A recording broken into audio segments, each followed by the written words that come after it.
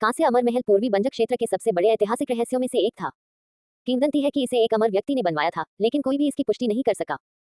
ये प्राचीन काल से बहुत पहले प्रकट हुआ था, लेकिन कोई नहीं जानता था कि यह कहां से आया। ये फैन ने इस रहस्य को उजागर करने का फैसला किया। सब कुछ बस इस जगह को छोड़ने का अवसर बनाने के लिए था। वह भविष्यवाणी कर सकता था कि एक बार खबर फैल जाने पर यह एक बड़ी लहर पैदा करेगी जो इस देश को हिलाकर रख देगी। हालांकि अब वह इतनी परवाह नहीं कर सकता था। जीजियू की आंखें चौड़ी हो गईं। उसने मानसिक रूप से उसे रोकने की कोशिश की, लेकिन बहुत देर हो चुकी थी। ये फैन ने उसकी बात अनसुनी कर दी और बोलना जारी रखा। बेटा, तुम क्या कर रहे हो? क्या तुम्हें पता है कि अगर खबर फैल गई तो क्या होगा? क्या हम खबर छिपाने के लिए सहमत नहीं हुए थे? जीजियू गुस्से में थी। ये देखकर कि ये फैन उसे अनदेखा कर रहा था, उसने अपनी मुठियां भींच ली और उसे मुक्का मारना चाहती थी। ये फैन ने बहुत विस्तार से बताया। उसने इलाके की ओर इशारा किया और बताया कि यह ताइक्सुआन के पास है। वे किसी भी समय जाकर इसकी पुष्टि कर सकते हैं। उसके पास कोई विकल्प नहीं था।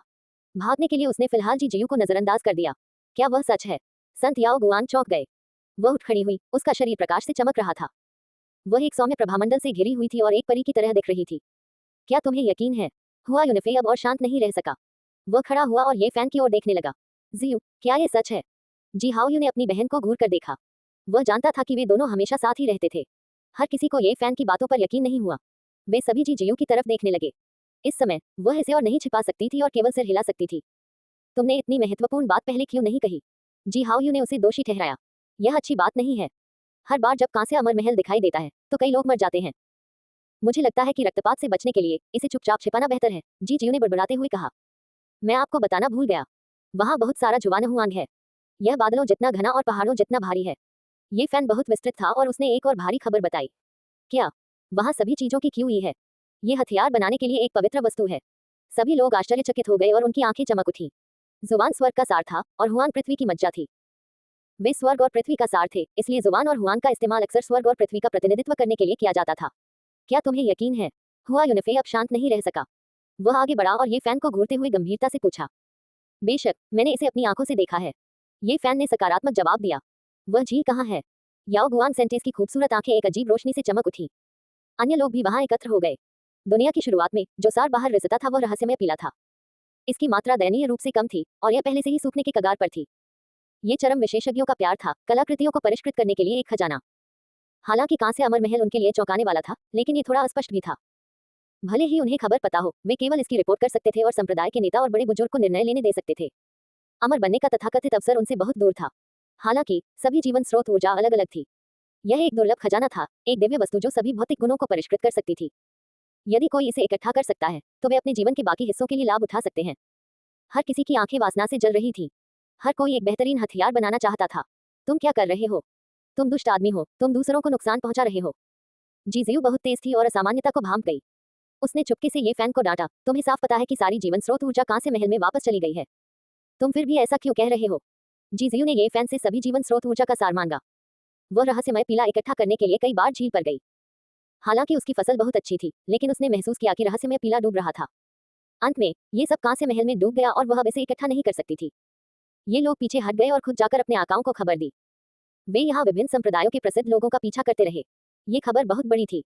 यहाँ तक कि जी जियू, याओ गुआंग सेंटेस और हुआ यूनफेई जैसे लोग भी अपने आप कोई निर्णय नहीं ले पाए। वे जल्दबाजी में चले गए। जी जियू की बड़ी बड़ी आंखें चमक रही थीं। वह परी की तरह तेज थी। उसने अपनी नाक सिकुड़ी और गुस्से से ये फैन को पीछे खींच लिया। तुम क्या करने की कोशिश कर रहे हो? गुस्सा मत हो, वरना तुम्हें आसानी से झुर्रियां पड़ जाएंगी। ये फैन मुस्कुराए और उसकी नाक पर चुपकी ली। छोटे बदमाश, आज तुम बहुत ज्यादा बोल्ड हो। जी जियू ने अपने छोटे छोटे दांत पीसते हुए ये फैन को सबक सिखाने वाली थी। जल्दी करो और अपना खजाना निकालो और सभी जीवन स्रोत ऊर्जा का सार इकट्ठा करो। ये फैन फुसफुसाया। क्या? जी जियू चौंक गई। उसकी बड़ी बड़ी आंखें चमक उठी। उसने झील से पहले ही सभी जीवन स्रोत ऊर्जा एकत्र कर ली थी, लेकिन ये सभी जीवन स्रोत ऊर्जा के सार के रूप में शुद्ध होने से बहुत दूर था। केवल इस तरह की स्रोत ऊर्जा के साथ ही कोई व्यक्ति पौराणिक चरम दाव हथियार को सही मायने में परिष्कृत कर सकता है। उसने सभी तरह की धमकियां और वादे किए थे, लेकिन ये फैन उसे स्रोत ऊर्जा देने को तैयार नहीं था। उसे उम्मीद नहीं थी कि अब वह उसे देने की पहल करेगा। ये फैन को लगा कि भले ही जीजियू अजीब थी, लेकिन उसके कोई बुरे इरादे नहीं थे। इसके विपरीत वह हर तरह से उसकी रक्षा कर रही थी। वह इस जगह को छोड़ने वाला था। उसने दोषी महसूस किया और उसे सभी जीवन स्रोत ऊर्जा का खजाना देने का फैसला किया। भले ही वह सभी जीवन स्रोत ऊर्जा को नियंत्रित नहीं कर सकता था और अपने शरीर की सतह पर केवल थोड़ी मात्रा ही इकट्ठा कर सकता था, लेकिन जीजियो के पास खजाने थे। उसे अवशोषित करने के लिए यह पर्याप्त था। ये वास्तव में सभी जीवन स्रोत ऊर्जा का सार है। जब जीजियो को स्रोत ऊर्जा मिली तो उसकी बड़ी आंखें अर्धचंद्राकार हो गईं।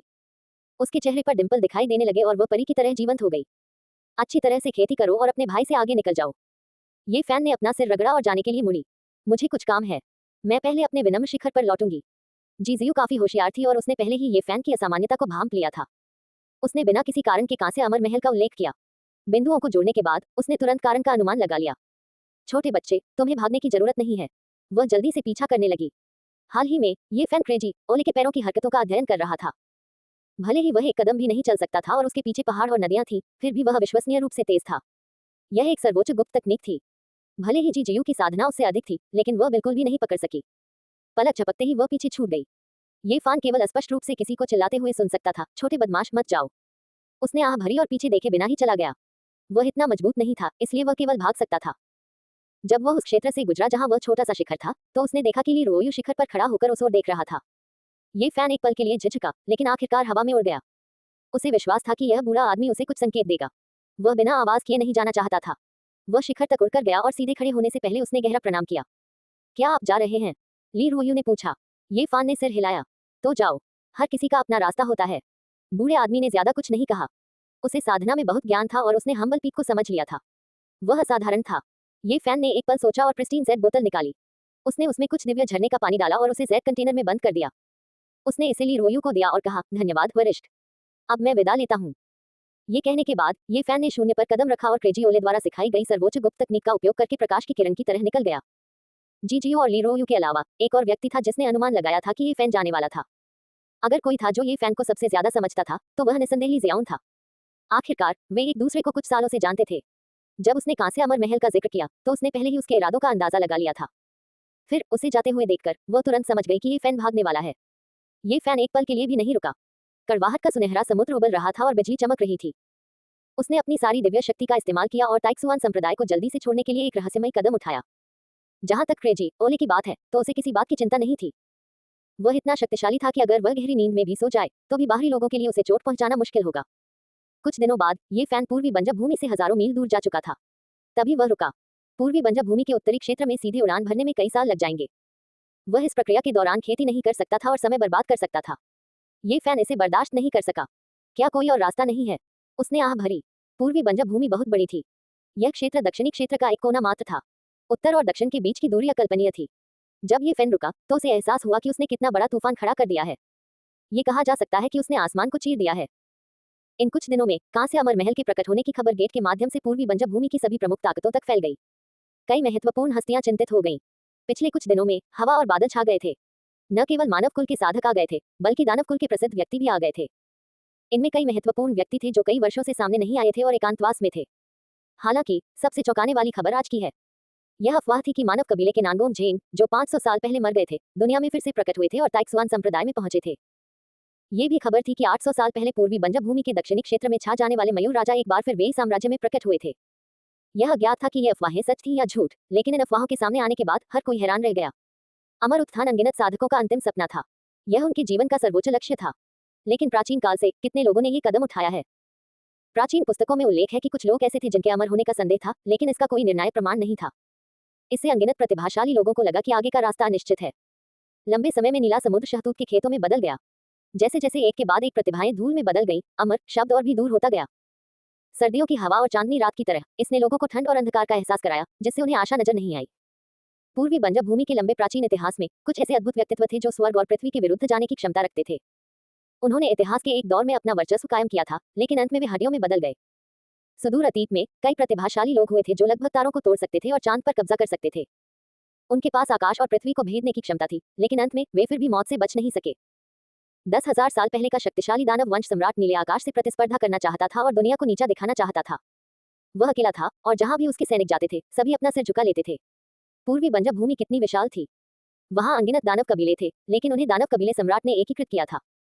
वह दानव कबीले के स्वर्गीय न्यायालय की स्थापना करना चाहता था और अद्वितीय महानता हासिल करना चाहता था। लेकिन समय के दबाव में उसकी महान महत्वाकांक्षा धरी की धरी रह गई। वह भूत बन गया और अंततः धूल में मिल गया। प्राचीन काल से ही पूर्वी बंजर भूमि में ये किंवदंती प्रचलित थी कि कांस्य महल में अमर होने का अवसर मिलता है। जो लोग शिखर पर पहुंच गए थे, उनके लिए स्वाभाविक रूप से एक घातक प्रलोभन था। यह आश्चर्य की बात नहीं थी कि नानगोंग झेंग और मयूर राजा जैसे अस्तित्व दुनिया में फिर से प्रकट हुए थे।